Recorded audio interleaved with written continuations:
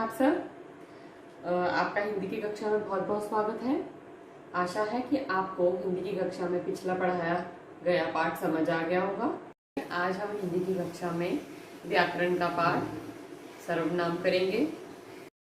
तो सबसे पहले हम सर्वनाम की परिभाषा की ओर ध्यान देंगे।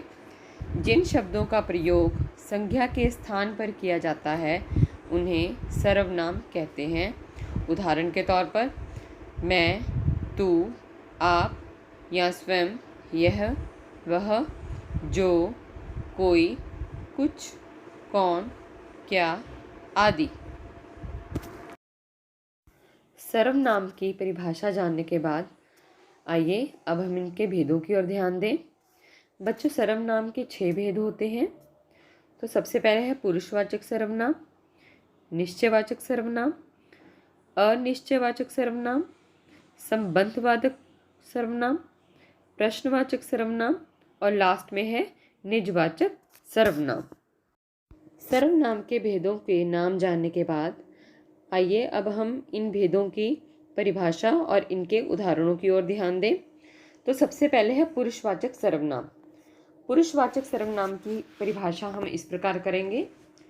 बोलने वाले, सुनने वाले तथा तीसरे अन्य व्यक्ति के लिए जिन सर्वनाम शब्दों का प्रयोग होता है वे शब्द पुरुषवाचक सर्वनाम कहलाते हैं।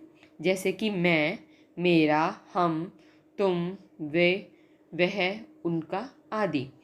तो बेटा आगे पुरुषवाचक सर्वनाम के 3 अन्य भेद हैं। तो सबसे पहले है उत्तम पुरुषवाचक सर्वनाम।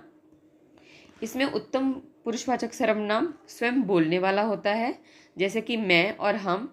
सेकंड है मध्यम पुरुषवाचक सर्वनाम। मध्यम पुरुषवाचक सुनने वाला होता है, जैसे तुम या आप।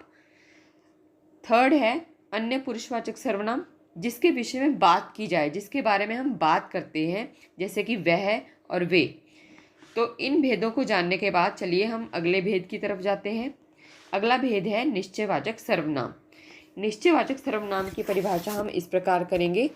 जिस सर्वनाम शब्द से किसी निश्चित व्यक्ति या वस्तु की जानकारी मिले उसे निश्चयवाचक सर्वनाम कहते हैं। मतलब कि इसका मीनिंग ये है कि जिसके बारे में आप श्योर होते हैं, जिसको पता है कि आप ये चीज़ है, जैसे वह पिताजी की कार है या ये कपड़े मेरे हैं। तो इसके आगे हम नेक्स्ट सर्वनाम के भेद की ओर चलते हैं। नेक्स्ट है अनिश्चयवाचक सर्वनाम। जिस सर्वनाम शब्द से किसी व्यक्ति या वस्तु की निश्चित जानकारी नहीं मिलती है उसे अनिश्चयवाचक सर्वनाम कहते हैं। इसका मीनिंग निश्चयवाचक से बिल्कुल उलट होता है कि जैसे हम किसी चीज़ के बारे में श्योर नहीं है, जिसका हमें कुछ पता नहीं है, जैसे कि दरवाजे पर कोई खड़ा है या पानी में कुछ गिर गया है। अब हम चौथे सर्वनाम के भेद की ओर जाते हैं। चौथा सर्वनाम का भेद है प्रश्नवाचक सर्वनाम। प्रश्नवाचक सर्वनाम में जैसे आपको नाम से ही ज्ञात है, जिसके पीछे प्रश्न का पता चलता है, तो इसकी परिभाषा हम इस प्रकार दे सकते हैं। जिन सर्वनाम शब्दों का प्रयोग प्रश्न पूछने या करने के लिए किया जाता है उन्हें प्रश्नवाचक सर्वनाम कहते हैं। जैसे कि तुम क्या पढ़ रहे हो, तुम कहाँ जा रहे हो। अब हम इसके 5वें सर्वनाम की ओर जाते हैं, संबंधवाचक सर्वनाम। जो सर्वनाम शब्द संज्ञा या सर्वनाम का अन्य संज्ञा या सर्वनाम से संबंध बताते हैं वे शब्द सर्वनाम वाचक सर्वनाम कहते हैं। जैसे जिसने नीली साड़ी पहनी है वह मेरी मम्मी है, या जहाँ मंदिर है वहाँ फूलों की दुकान भी है। तो चलिए अब हम सबसे लास्ट के सर्वनाम की ओर जाते हैं।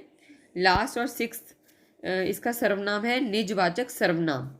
जिस सर्वनाम शब्द का प्रयोग काम करने वाला या कर्ता अपने लिए प्रयोग करता हो उसे निजवाचक सर्वनाम कहते हैं। इसका मीनिंग ये है कि जो हम शब्दों के प्रयोग हम अपने लिए करते हैं उसे हम निजवाचक सर्वनाम कहते हैं।